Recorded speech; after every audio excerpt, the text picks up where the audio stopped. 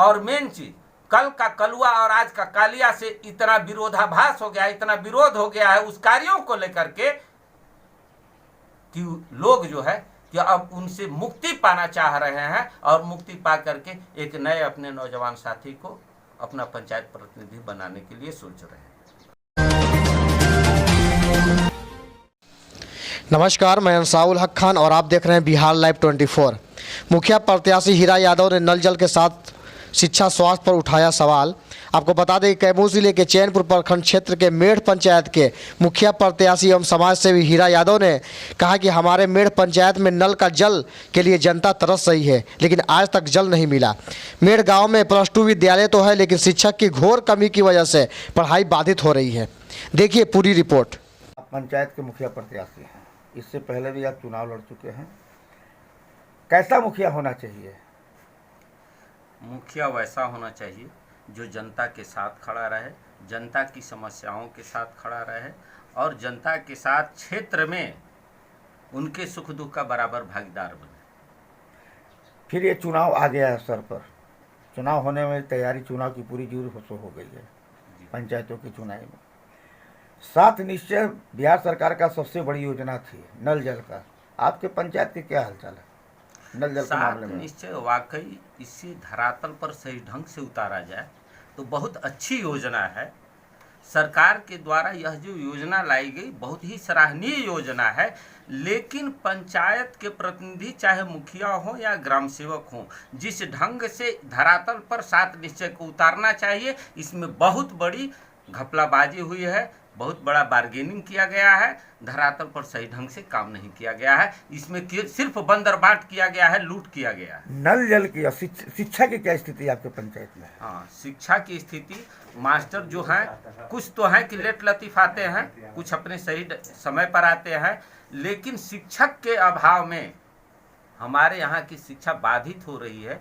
हमारा जो विद्यालय है 10+2 हो गया है, लेकिन शिक्षक के अभाव में 10+2 की पढ़ाई नहीं की जाती है, सिर्फ 10 तक की ही पढ़ाई की जाती है। इसलिए मैं आपके माध्यम से, आपके चैनल के माध्यम से मैं डिमांड करता हूं, जिले के शिक्षा पदाधिकारियों से मांग करता हूं, जिला पदाधिकारी से मांग करता हूं कि अविलंब बच्चों के भविष्य को और इस एरिया के भविष्य को देखते हुए इस विद्यालय में, इस उत्क्रमित उच्च विद्यालय में 10+2 की पढ़ाई, मेढ़ विद्यालय में 10+2 की पढ़ाई के लिए अच्छे शिक्षकों का यहाँ पर योगदान कराया जाए।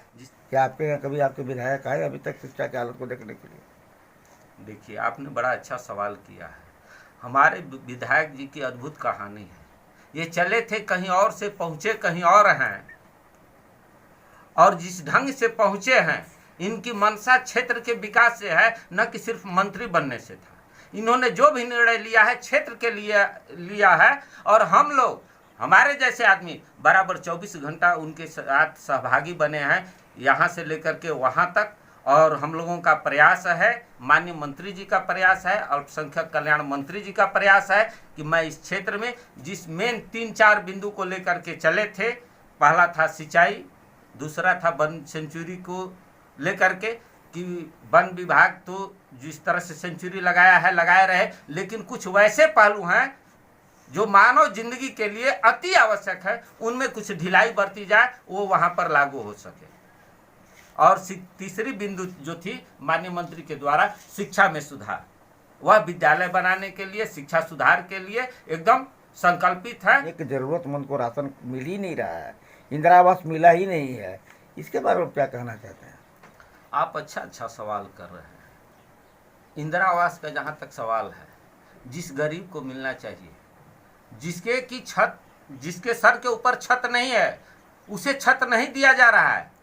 जिसके पास बखरी है, 4-4, 5-5 पक्के मकान है, बाउंड्री है पूरा, उसको इंदिरा आवास दिया जाता है। मेढ़ गांव में भी देखिएगा, लखनपुर गांव में भी देखिएगा, धरहरा गांव में भी देखिएगा, तो उस तरह के लोग मिलेंगे जिनके परिवार में 2-2, 3-3 ठो इंदिरा आवास दिया गया है, जिनके की पक्के मकान है। एक अभी पैक्स के चुनाव के पीरियड में डीहा में एक नौजवान विक्रमा बिंद का बेटा मर गया था, ठंड लगने से मर गया था। उसकी मड़ई को मैंने देखा सुबह में जा करके कि पुआल से और बेहाया से बांध करके रखा था। तरस आती है व्यवस्था पर, इस पंचायत के मुखिया पर कि वैसे लोगों का इंदिरा आवास नहीं बन पाता है और जिनके पास बखरी है, पक्का मकान है, उनका इंदिरा आवास बनता है। कुछ गांव के लोग, आपके तो पंचायत के लोग ऐसा भी कह रहे हैं कि 25 लाख लाओ और इंदिरा आवास पाओ, इसमें कितना सच्चाई है? अब तो इस चीज को माननीय मुखिया जी बता सकते हैं कि किसको किसको लगाए हैं, किससे किससे ले रहे हैं। जो देने वाला है वो आरत में है और वैसे ही लोग हैं जिनके पास पक्का मकान है, वो 25 का 50,000 रुपया देंगे, उनको उस तरह से मिल रहा है तो पैसा तो वो देंगे। तो माननीय मुखिया जी बता सकते हैं ना। मैं हीरा यादव आज इस मेड़ पंचायत में मुखिया का प्रत्याशी बन करके जो उतर रहा हूँ, मैं आज से राजनीति नहीं, मैं पहले से कर रहा हूँ। और जो नई पीढ़ी को, नई नस्ल को बर्बाद करने वाली नशा शराब है, मैं इसका घोर विरोधी हूँ। लेकिन ये अभी तक मेरे समझ में बात नहीं आ रही है कि शराब पीने वाला पकड़ा जाता है, एक बोतल किसी को ले करके कहीं दवा के रूप में भी, हमारे यहाँ ये भी परंपरा रही है कि कहीं दर्द होता है, कुछ होता है तो वहाँ पर भी लगाई जाती है, वो पकड़े जाते हैं। लेकिन पंजाब और राजस्थान से दारू चल करके आता है, इस बिहार में आता है, मोटे खेप के साथ आता है, टैंकर में भर करके आता है। आज तक मेरे जिले के तमाम पदाधिकारी या इस हाईवे के पदाधिकारी या शराब को पकड़ने वाले लोग कहाँ पकड़े, कितने ऐसे माफियाओं को पकड़ा, कितने लोगों के ऊपर कार्रवाई की? केवल गरीब लोग पकड़े जाते हैं जो या तो किसी वेदना से आहत होकर के शराब पी लेते हैं, सेवन कर लेते हैं, या काम करते करते काम की अधिकता में या मानसिक असंतुलन की स्थिति में जाते हैं तब पी लेते हैं, तो उन्हें सरकार पकड़ लेती है। आपका सरकार से इस व्यवस्था पर क्या मांग है? इस सरकार से व्यवस्था पर मांग है कि यह जो है कि पदाधिकारियों का एक अच्छा कमाई का स्रोत बन गया है। जिस ढंग से पदाधिकारियों को लग करके और कार्रवाई करनी चाहिए, बड़े तस्करों के ऊपर कार्रवाई करनी चाहिए, अभी तक कोई भी बड़ा तस्कर नहीं बन पा रहा है। जहां अच्छे अच्छे लोग हैं, उस घर के बगल में दारू बन रहा है, हमारे पंचायत में बन रहा है, बहुत बार कहा भी गया, इंफॉर्मेशन भी, कुछ लोग पकड़ाए भी, लेकिन मुखिया के घर के बगल में दारू बनता है और बिकता है। मैं डंके की चोट पर कहता हूं। दूसरा मेरा सवाल है, जाते जाते, मुखिया का वेतन कितना होता है? आप भी मुखिया हैं, बनने जा रहे हैं। जी हाँ, आपने बड़ा अच्छा सवाल किया। यह जो सवाल है 2,500 और 5,000 और 20,000 का नहीं है। उससे कोई भी आदमी न अपनी स्थिति सुधार सकता है, न अपने परिवार की स्थिति सुधार सकता है, न अपने बच्चों का भविष्य बना सकता है। लेकिन कल का कलुआ और आज कालिया बन जा रहा है। पंचायत प्रतिनिधि के माध्यम से वो लोग न कि पंचायत की सेवा करने के लिए आते हैं, पंचायत का विकास करने के लिए नहीं आते हैं। वो आते हैं तो सिर्फ अपना विकास करने के लिए आते हैं, अपने विकास के बल पर वो काम करना चाहते हैं और यही कर भी रहे हैं। तमाम जितने लोग हैं, बहुत कम लोग दिखलाई पड़ेंगे कि कल जो मुखिया थे आज भी उसी लिबास में उसी तरह से चल रहे हैं। लेकिन इसमें जो है कि 95% लोगों का जो है वो रूपरेखा बदल जाता है, लिबास बदल जाता है, चाल चलन बदल जाता है, साधनें बदल जाती हैं।